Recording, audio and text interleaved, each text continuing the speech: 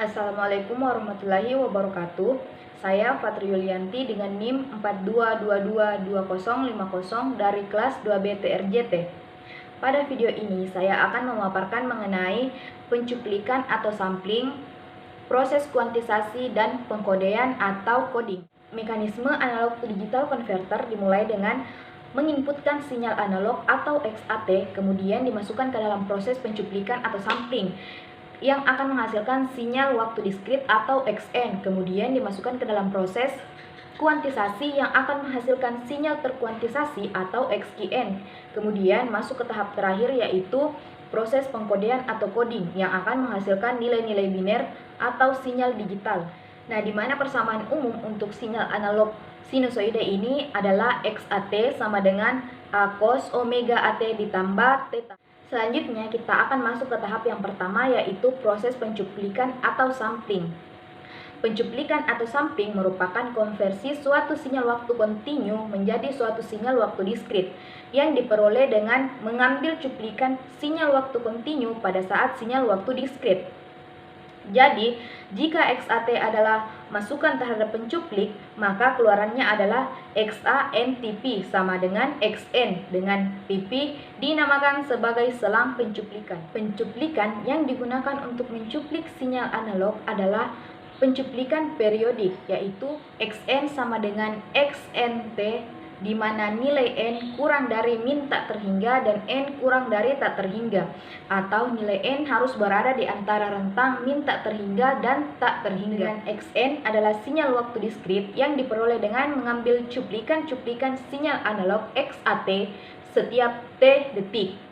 Kriteria Nyquist dalam pencuplikan yaitu frekuensi pencuplik harus 2 kali lebih besar dari frekuensi maksimum sinyal yang dicuplik, atau Fx harus lebih besar dari Fin max, di mana Fs merupakan frekuensi pencuplik dan Fin merupakan frekuensi sinyal yang dicuplik. Apabila syarat ini tidak terpenuhi, maka akan dihasilkan sinyal tercuplik yang sangat berbeda dengan sinyal aslinya yang disebut dengan aliasing.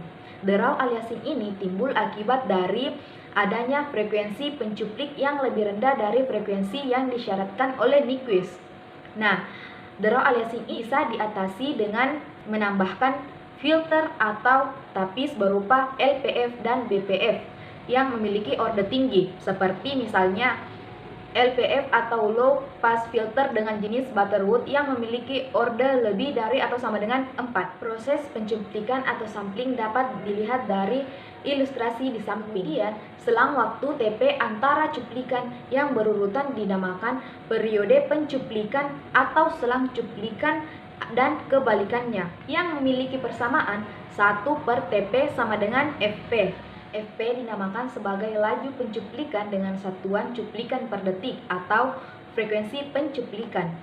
Nah, pencuplikan periode menetapkan suatu hubungan antara variabel waktu T dan N dari sinyal waktu kontinu dan sinyal waktu diskrit yang ditandai dengan persamaan T sama dengan NTP sama dengan N per FP. Kemudian terdapat hubungan antara variabel frekuensi untuk sinyal analog dan variabel frekuensi untuk sinyal diskrit, yaitu XAT sama dengan A cos 2pi FAT ditambah theta, dan bila dicuplik secara periodik pada laju Fp sama dengan 1/TP cuplikan per detik, maka akan menghasilkan XANTP sama dengan XN sama dengan A cos 2pi FAN per Fp ditambah theta. Sinyal diskrit sinusoida didefinisikan sebagai Xn sama dengan A cos omega Dn ditambah theta dan Xn sama dengan A cos 2pi Fdn ditambah theta. Variabel frekuensi Fa dan Fd berhubungan secara linear, yaitu ditandai dengan Fd sama dengan Fa per Fp, di mana Fa merupakan frekuensi sinyal analog dan Fd merupakan frekuensi sinyal diskrit. Kita masuk pada contoh soal yang pertama, yaitu diketahui sebuah sinyal analog XAT sama dengan 3 cos 100 pi T. Nah, untuk bagian A, F sama dengan 50 Hz, sehingga Fs minimum sama dengan 100 Hz. Dan bagian B, jika Fs sama dengan 200 Hz, tentukan Xn-nya. Nah, Xn sama dengan 3 cos 100 pi per 200 N sama dengan 3 cos pi per 2 N. Dan bagian C, bila Fs sama dengan 75 Hz, tentukan Xn-nya. Nah, Xn sama dengan 3 cos 100 pi per 75 N sama dengan 3 cos 4 pi per 3 N sama dengan 3 cos 2 pi dikurang 2 pi per 3 N ditambah 3 cos 2 pi per 3N. Kemudian contoh soal yang kedua, yaitu diketahui sebuah sinyal analog XAT sama dengan 3 cos 2000 pt ditambah 5 sin 6000 pt ditambah 10 cos 12000 pt. Bagian A, tentukan frekuensi Nyquist-nya.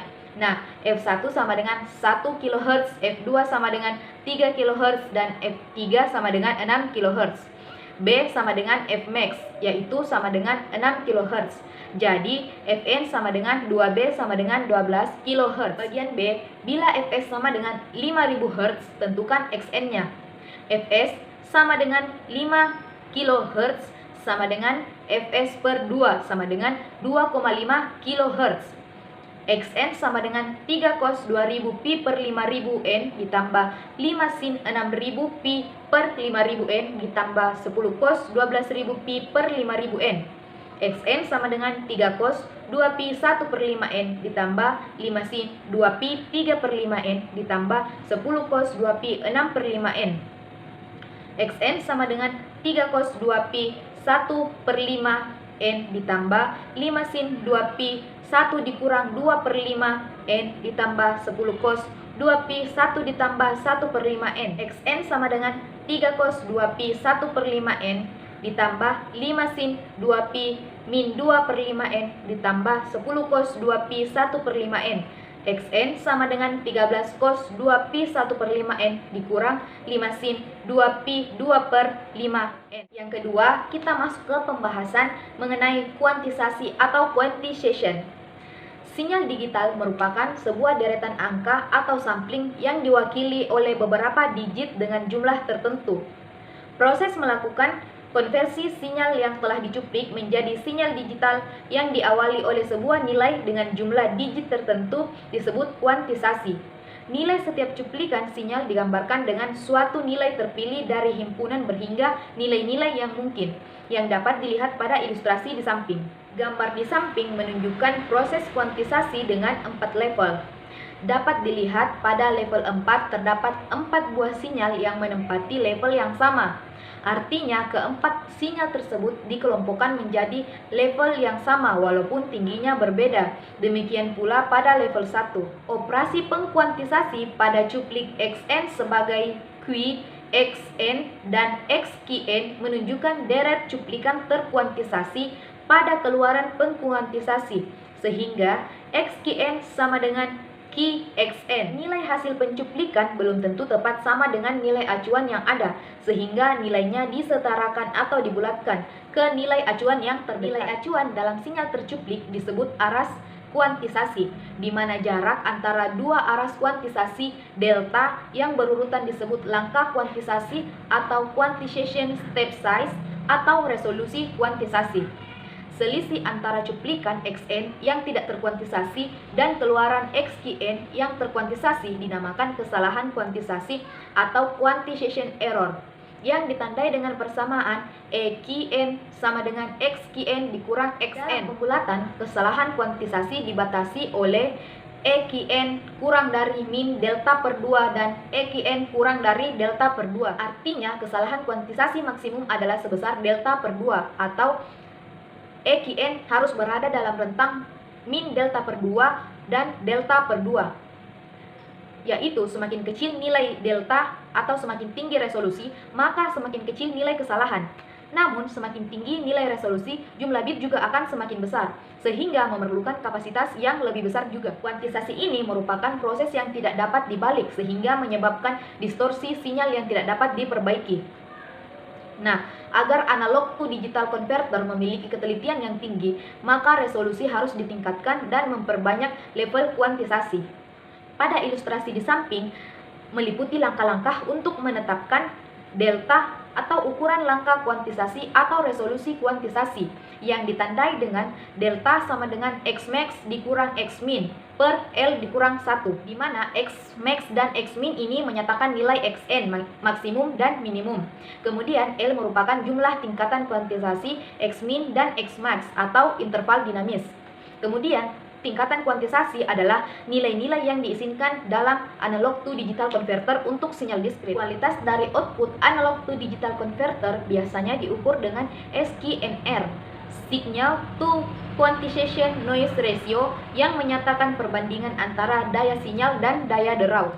SQNR ditandai dengan persamaan SQNR sama dengan Px per Pq, dan jika SQNR dinyatakan dalam desibel atau dB sama dengan 10 log 10 SQNR. Selanjutnya kita masuk ke contoh soal yang pertama untuk kuantisasi. Suatu jaringan komunikasi digital akan digunakan untuk mentransmisikan sinyal analog, di mana XAT sama dengan 3 cos 600 pt ditambah 2 cos 1800 pt. Jaringan ini beroperasi pada 10.000 bit per second dan setiap sampel dikuantisasi menjadi 1024 level tegangan yang berbeda. Bagian A menentukan frekuensi pencuplikan dan frekuensi holding. 1024 sama dengan 2 pangkat B, di mana B sama dengan 10 bit. Nah, Fs sama dengan Bps per B sama dengan 10.000 per 10 sama dengan 1000 Hz. Kemudian Fd sama dengan Fs per 2 sama dengan 500. Bagian B menentukan frekuensi Nyquist dari sinyal analog XAT, di mana XAT sama dengan 3 cos 2pi 300T ditambah 2 cos 2pi 900T. F1 sama dengan 300 Hz, F2 sama dengan 900 Hz, dan Fn sama dengan 2 Fmax atau sama dengan 2F2 sama dengan 2 dikali 900 sama dengan 1800 Hz. Kemudian bagian C menentukan frekuensi-frekuensi pada sinyal waktu diskrit atau Xn.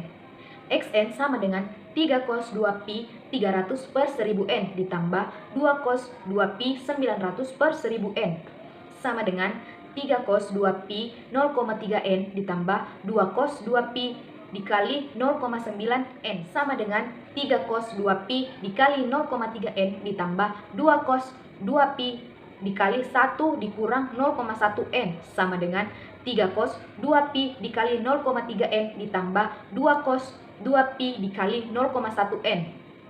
Jadi F1 sama dengan 0,3. F1 sama dengan F1 dikali Fs sama dengan 0,3 dikali 1000 sama dengan 300 Hz. Untuk F2 sama dengan 0,1. Jadi F2 sama dengan F2 dikali Fs sama dengan 0,1 dikali 1000 sama dengan 100 Hz. Dan yang terakhir bagian D yaitu menghitung resolusi. Delta sama dengan 2 delta per 2 pangkat B sama dengan 2 dikali 3 per 2 pangkat 10 yang menghasilkan 6 per 1024 sama dengan 0,0059. Selanjutnya contoh soal yang kedua, yaitu diketahui sinyal waktu diskrit Xn sama dengan 6,35 cos pi per 10N. Soalnya tentukan jumlah bit yang diperlukan oleh analog to digital converter agar resolusinya menjadi delta sama dengan 0,1. Nah, Xn maksimum pada saat cos pi per 10N sama dengan 1, di mana N sama dengan 0. Dan Xn maksimum pada saat cos pi per 10N sama dengan min 1, dan N sama dengan 10. Delta X max dikurang X min per L dikurang 1, di mana L sama dengan X max dikurang X min per delta ditambah 1. Untuk bagian A, delta sama dengan 0,1, L sama dengan 6,35 dikali 1 dikurang 6,35 dikali min 1 per 0,1 ditambah 1 sama dengan 128.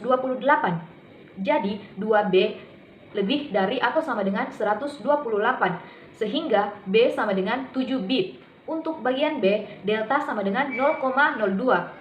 Jadi L sama dengan 6,35 dikali 1 dikurang 6,35 dikali min 1 per 0,02 ditambah 1 sama dengan 636. Jadi 2B lebih dari atau sama dengan 636, sehingga B sama dengan 10 bit. Selanjutnya kita masuk ke proses yang ketiga, yaitu proses pengkodean atau coding. Dalam proses pengkodean, setiap nilai diskrit XKN digambarkan dengan suatu nilai biner. Proses mengubah sinyal analog menjadi sinyal digital dilanjutkan dengan proses pengkodean setelah sinyal analog diambil sampelnya dan dikuantisasi. Setiap nilai yang dikuantisasi diwakili menggunakan kode biner.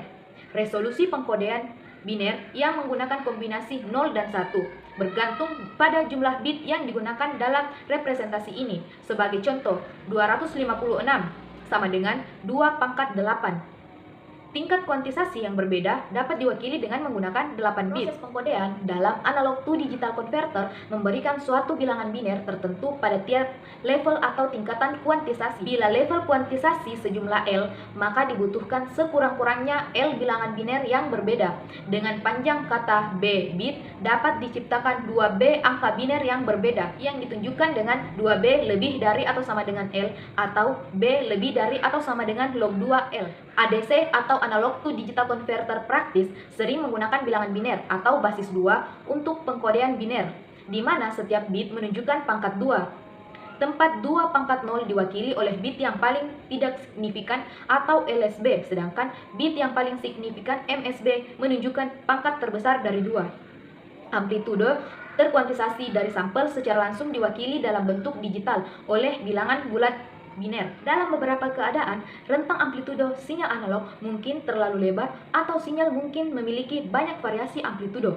Nah, dalam kasus seperti itu, pengkodean biner mungkin bukan metode representasi sinyal yang paling efektif. Pada keadaan seperti ini, kompresi adalah teknik yang digunakan untuk meningkatkan efektivitas dalam melakukan pengkodean. Kompresi dan ekspansi digabungkan dalam proses compending. Ini merupakan teknik untuk memetakan kata kode output ke level amplitudo analog input secara logaritmik. Hal ini mengisyaratkan bahwa amplitudo yang lebih besar dikodekan secara lebih kasar. Amplitudo sinyal yang lebih kecil dikodekan dengan resolusi yang lebih besar. Kemudian pada ilustrasi di samping terdapat 4 level kuantisasi sehingga dibutuhkan 2 bit saja. Jadi kode binernya adalah 00, 01, 10, dan 11. Nah, setelah keluar dari proses analog to digital converter, selanjutnya kita masuk ke contoh soal. Sebuah kanas noiseless memiliki bandwidth sebesar 3000 Hz dengan mengirimkan sebanyak 2 level. Pertanyaannya adalah berapa bitrate yang didapatkan? Untuk mencari bitrate digunakan rumus yaitu 2 kali bandwidth dikali log 2L sama dengan 2 dikali 3000 dikali log 2 sama dengan 6000 bps atau sama dengan 6 kbps. Sekian materi yang dapat saya sampaikan. Mohon maaf atas segala kekurangan. Wassalamualaikum warahmatullahi wabarakatuh.